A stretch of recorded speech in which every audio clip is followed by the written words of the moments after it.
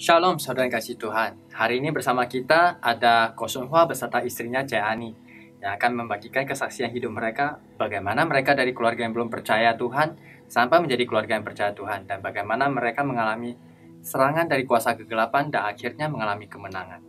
Shalom Ko Sun Hwa. Pak. Shalom Shalom. Jae Ani. Nah, Ko Sun Hwa kira-kira udah berapa lama percaya Tuhan? Tahun 2016, kurang lebih 5 tahun. Oh, udah sekitar 5 tahun ya. Nah, setahu saya Ko Sun Hwa dulunya kan penyembahan berhala, juga lumayan keras. Kenapa bisa percaya Tuhan? Saya memang orangnya keras ya. Saya saat melihat spanduk aja ada tulis mujizat kesembuhan aja, itu aja saya udah merasa orang mau ingin narik agama itu. Nah, jadi saya nggak suka Jadi gitu. lihat spanduk aja udah bisa marah, kayak gitu ya. Iya, saya udah marah. Terus Jani, kalau Ko Sun Hwa biasa di rumah kayak gimana?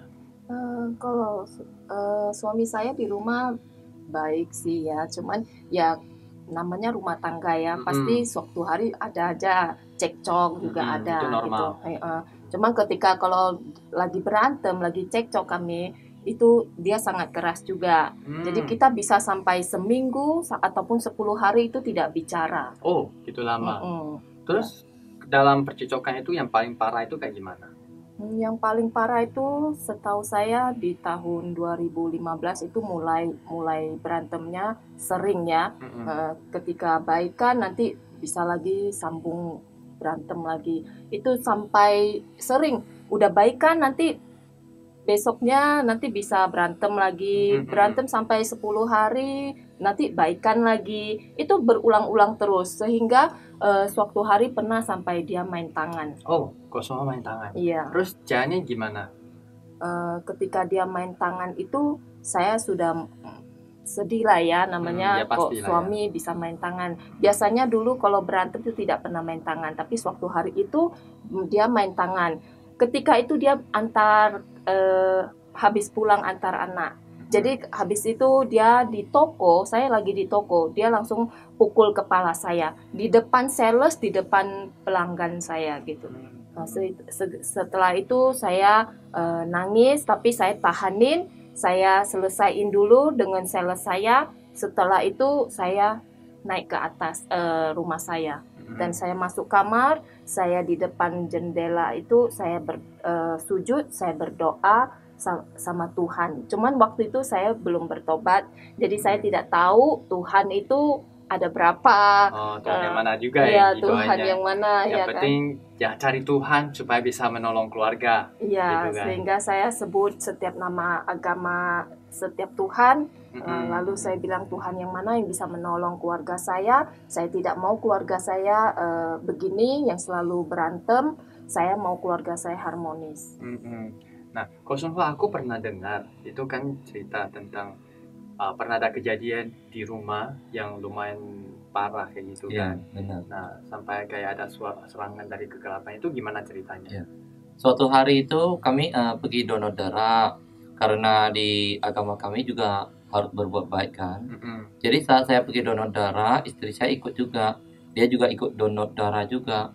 Setelah siap donor darah, di kejadian kami di malam hari itu, waktu saya melihat kedua anak saya itu mimpinya sama gitu. Makanya kok bisa tahu mereka mimpinya sama? Karena saya belum tidur, saya melihat mereka mimpinya tangannya terikat dan kakinya terikat terus teriak gitu. Jadi artinya waktu mereka lagi tidur, terus ada gerakan tangan sama kakinya sama gitu? Iya, semuanya sama. Makanya itu aku merasa aneh. Kalau namanya anak mimpi itu nggak pernah sama persis gitu kan.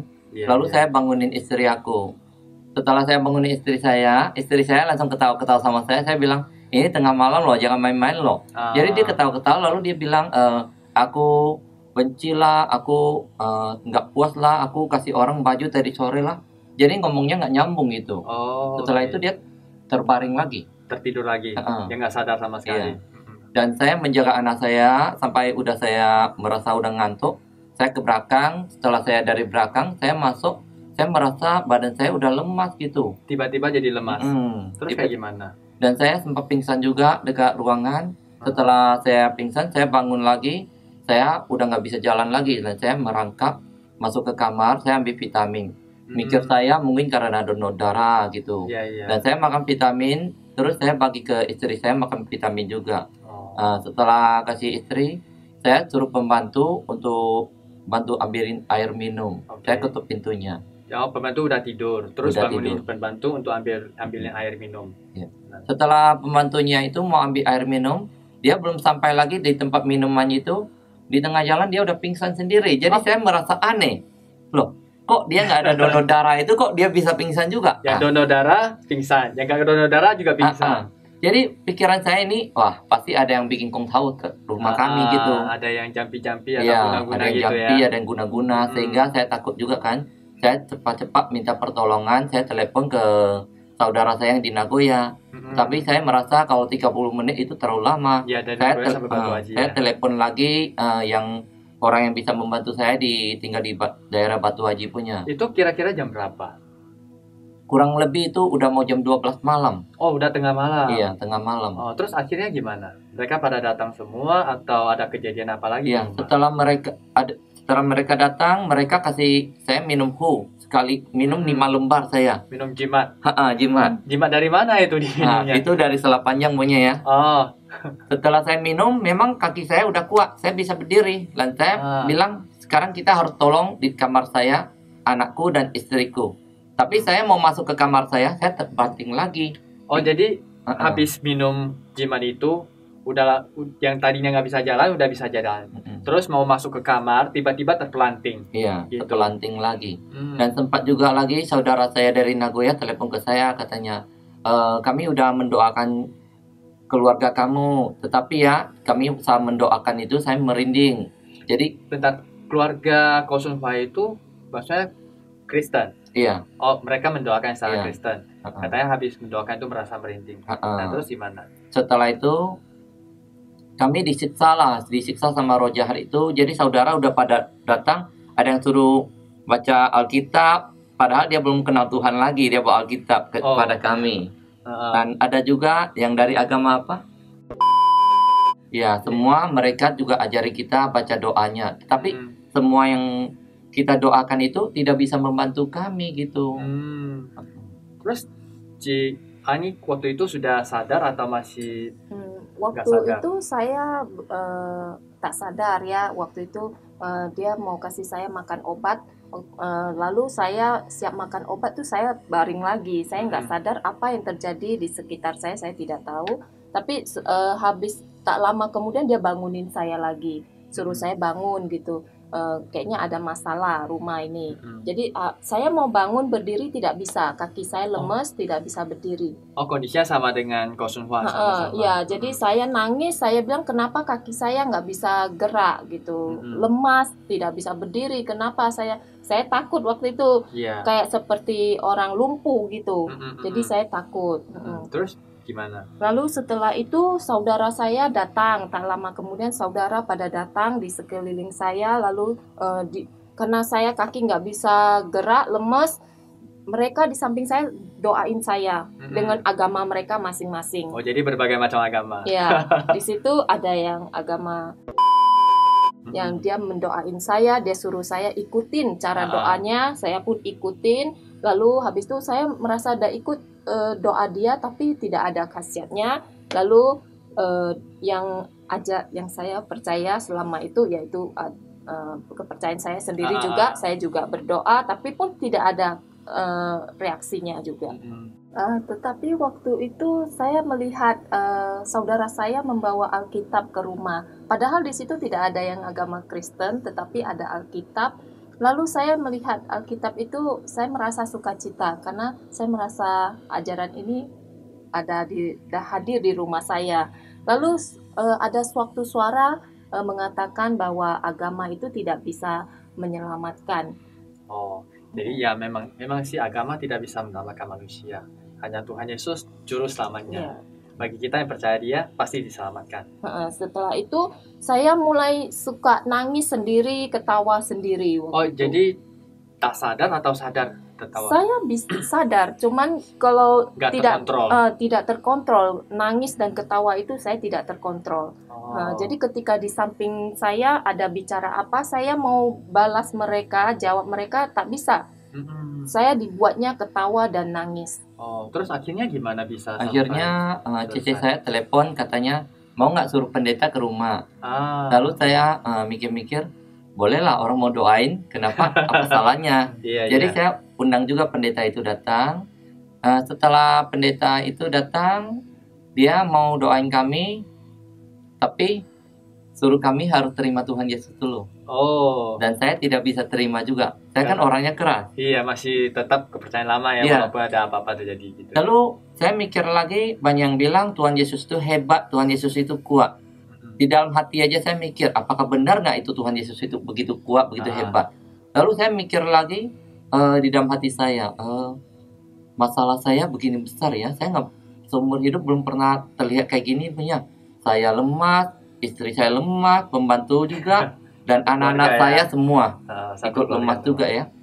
Begitu juga, jadi saya di dalam hati saya bilang, oke, kalau memang Tuhan Yesus bisa membantu saya, nggak ada salahnya ya saya buka hati bagi dia. Dan saya hanya bagi 20% aja untuk Tuhan Yesus waktu itu ya, di dalam hati.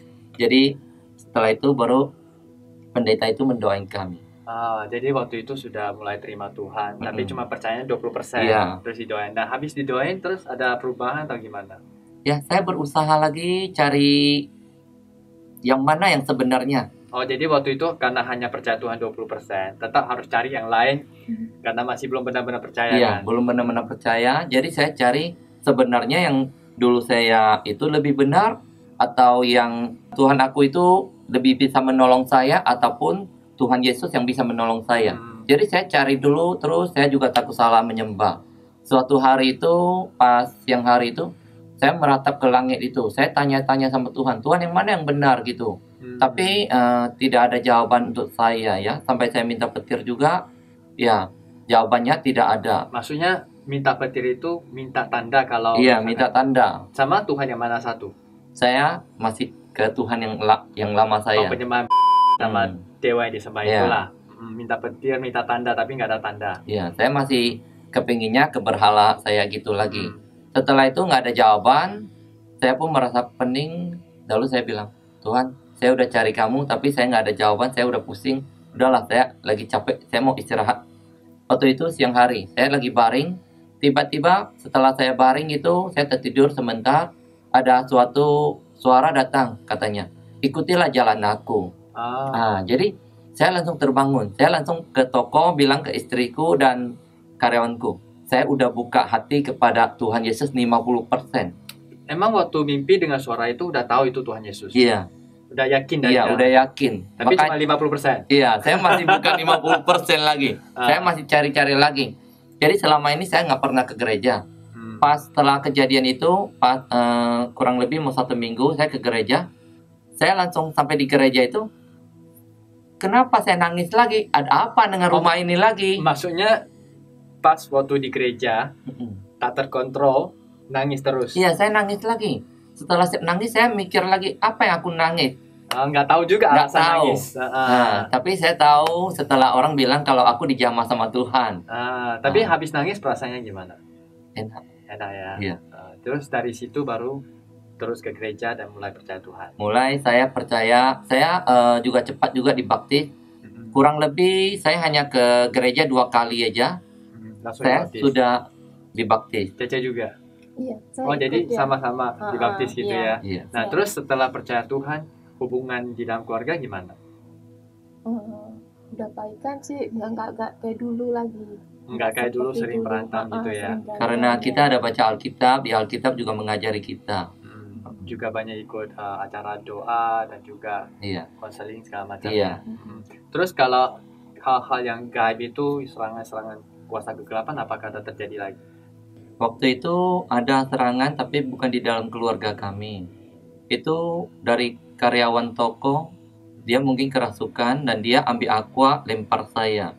Waktu itu saya lagi pinggir pembukuan, dan saat dia lempar aqua ke saya angkat tangan, saya mau berbahasa roh juga, dan dia langsung tiba pingsan langsung. Di situ. Jadi saya tahu waktu kita angkat tangan, Tuhanlah yang turun tangan untuk memukulnya pergi. Amin. Tapi waktu itu kau semua nggak takut? Nggak takut, karena di Alkitab juga berkata bahwa roh kita lebih besar daripada roh-roh yang ada di dunia ini. Itu di Alkitab Tuhan yang berkata kepada kita. Iya, di 1 Yohanes pasal 4 ayat 4. Puji Tuhan. Oke. Saudara, sekian kesaksian dari Ko Sun Hwa dan juga Ceani. Dan saya percaya seperti yang dikatakan Alkitab di dalam kitab Roma pasal 10 ayat 11, bagi siapapun yang berseru ataupun percaya kepada Tuhan tidak akan dipermalukan. Di dalam Tuhan pasti ada solusi. Nah, di gereja kita ada disediakan hotline untuk konseling dan juga untuk doa. Silakan hubungi nomor di bawah ini jika saudara memerlukan. Terima kasih saudara, Tuhan Yesus berkati.